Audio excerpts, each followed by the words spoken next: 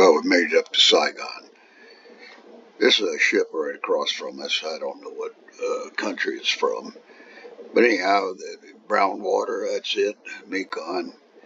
And first day there, we had a deck load that was going to have to get unloaded before we get to the main stuff in the hold. So a colonel showed up, a light colonel, and guess he had a bill manifest or some orders that he could pick it up. And they started unloading it. The Army did, or engineers started to unload the ship, and they were unloading it on the dock, and there was gooks down there, 2 gooks per vehicle running, picking it up and hauling it out of their trailers. They would hook up to 6-bys and haul out of there. I mean, they were moving fast as they hit the deck. They were gone. Hit the dock, I should say. They were gone, and he wasn't no more gone with that load, which only took a couple hours to unload it all. And a half hour after the last one left the gate, a master sergeant showed up down there and asked where his deck load was. And he looked so funny because he was looking on the deck, and he was looking down on the docks, and I guess someone finally informed him that some colonel came there and got it. And he about raised hell. He ran down the gangway, jumped in his Jeep, and took off. And man, it wasn't 30 minutes within the hour anyhow. The whole damn MPs and everything else showed up down there.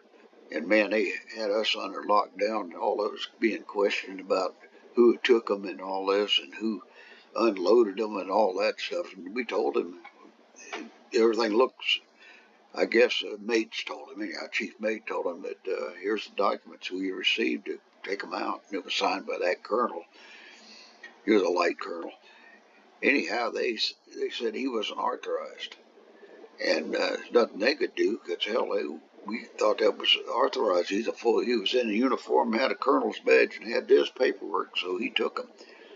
Yeah, we come to find out later this guy sold all that deck load to some communist, I guess, and took the money and ran. He went to Sweden or Switzerland, someplace, with all that money, I guess, and lived happily ever after.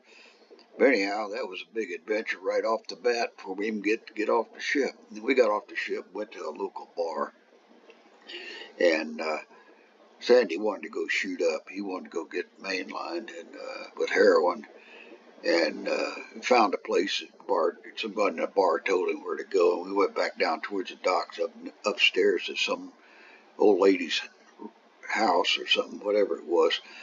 And she opened the refrigerator and pulled out the opium or heroin and shot him up. And he did a flash and a bang and went out. I don't do that shit. Never. Well, they ain't gonna stick no damn needle in me. Anyhow, we were smoking a joint and doing whatever we do, and went back to the bar, and there was a couple of guys, white guys there, that were up in age. I'd say middle-aged or something like that. They might have been older than 40s or 50-year-old guys that were there. Had beards and short hair, but they were kind of a funny group. I thought they might have been the OSI, or they might have been police of some sort, or CIA. We were talking to them, carrying on. I was trying to keep Sandy from talking too much, because I didn't trust these 2 guys. And Sandy came back later and said he had made a score for us, that we need to go talk to this one guy. And I said, okay. So we left these 2 CIA, whatever they were. And we went back in this other hooch way back in the alley here. And a guy was offering us marijuana, Saigon Tea, $20 a key. And I said, holy shit. I got $100. I'll take 20 keys of that shit for that much. And Sandy says, I will too, fuck. So here we got 100 pounds of fucking grass, more than that, 2.2 pounds per key, so figure it. And we took those keys and stuck them in a sea bag. We had a spare sea bag we dug up, and we got it and stuffed all that marijuana in this sea bag, and took it on board ship and just put it in the forecastle like a normal old sea bag packed on the corner. Went back ashore, started drinking and partying and carrying on. Got laid by some weird girl. I don't remember too much about it 'cause I'm pretty stoned. Boy, I tell you, you don't. Yeah, sex was sex, but it's not the same when you're that fucked up, you know.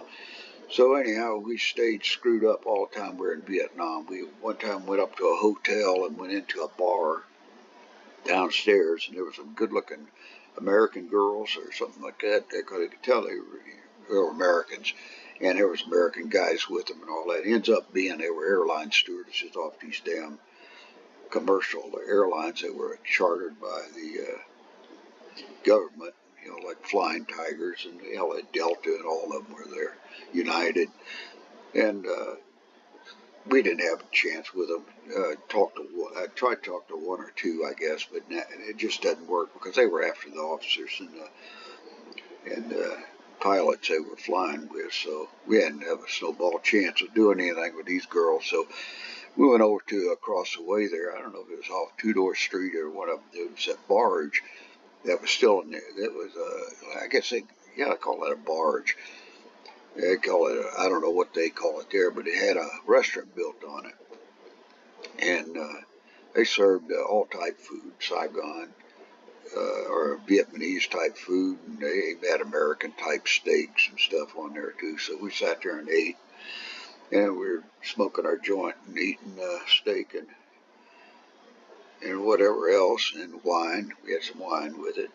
And all of a sudden we heard an explosion, like a boom, way off in the distance. And I wondered, what the fuck? And we looked around, and all of a sudden the MPs come in, and they were asking any Americans to report back to their assignment or the headquarters or whatever it was. And so we said, well, we better go back to ship, see what's going on. Come to find out, a bomb had gone off at one of the embassies. I don't remember which one, but anyhow, we had a lot of that going on, I guess, in Saigon.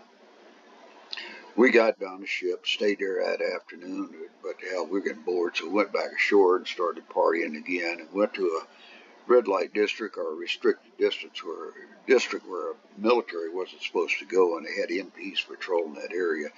And as we were entering the area, a black MP walked up to us and said, "You can't go in." I said, "Yo, we can." He said, "No, you can't. I'll put you on arrest." I said, "We're civilians. We aren't under military rule." Little did I know we actually were. We were under Coast Guard. We were active duty. Actually, in some ways, they could have really arrested us if they wanted to. We were assholes for saying anything about it. And went on in, and there was not hardly any Americans in there. I didn't see any Americans. There were some, I don't know if they were French. They looked like they were half whites or whatever. We talked to them, bullshitted and drank, smoked our fucking dope. And there was nothing for us there. No ass, no nothing. So we left. Went back to the damn ship. Went to sleep. Got up next morning, went ashore again. Went down, toured all over Saigon, just walking around in a daze, you know, and looking at everything and not paying much attention to anything in particular. It wasn't that much fun. A lot of noise and crap going on. And we'd sit there and just smoke a joint and watch the traffic go by.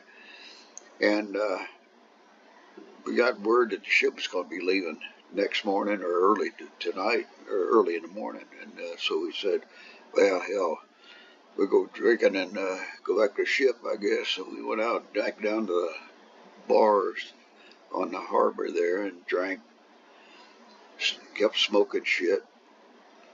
And I got back to the ship about 11 or 12 that night, and I thought, shit, I'll turn in before they ship out. I didn't have to turn to, so we had gangway watch covered by our ordinary, so I wasn't worried about it.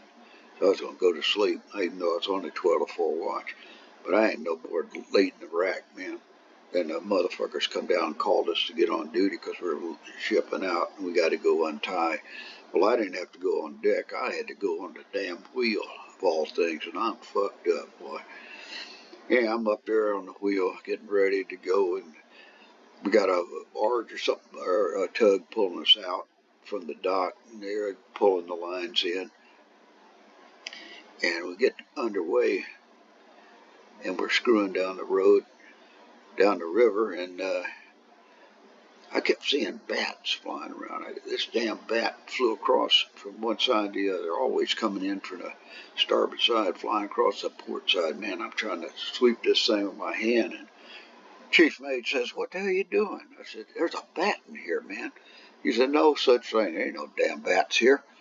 And come to find out, I found out later that what I was seeing was when they were going in and out of the map room in the back of me there, every time they opened the door, the shadow would fly across the fucking bulkhead in front of me, and I thought it was a bat flying. I mean, I was hallucinating like you wouldn't believe.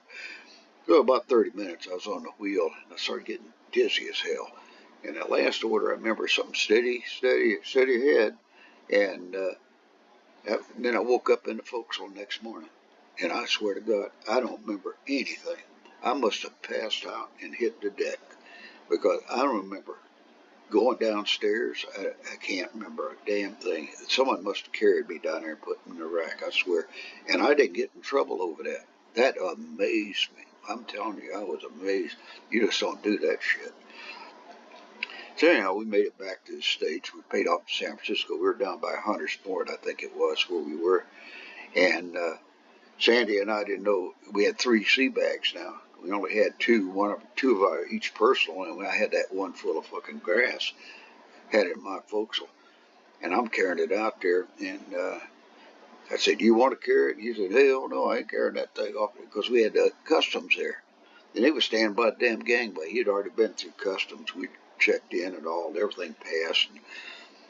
And so I said, "Well, I guess I'll take it off." So he went down. Sandy went in front of me. He went down the damn gangway and sitting on the dock, standing on the dock down there in San Francisco. And I'm up there talking with this custom agent. I got 2 bags, one full of goddamn marijuana, 100-some pounds of marijuana. And this guy and I got to talk about Vietnam. And I'm telling him all about how horrible it was over there and miserable and crap.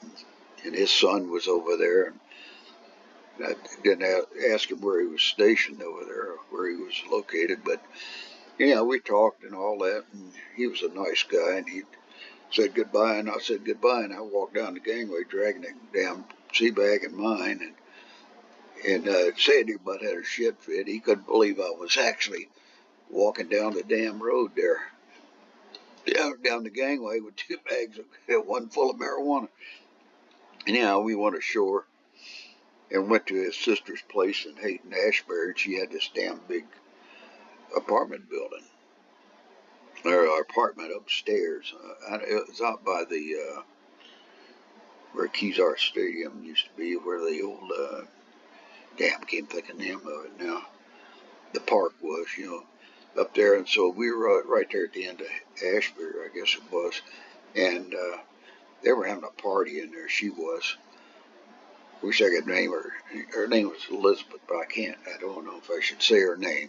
Anyhow, the guys were in there. There were some celebrities in there. There was a couple of singers that I'd seen at Fillmore, and I guess Morrison was there too. He had this damn mandarin jacket on, looked like an Indian. And I went over there and broke out a key of that Saigon Tea and dumped it on the coffee table, because I didn't give a shit, $20, And everybody was going ape shit over it. And one of them, I think it was old Morris himself, came out, "Man, this is some good shit." You believe that?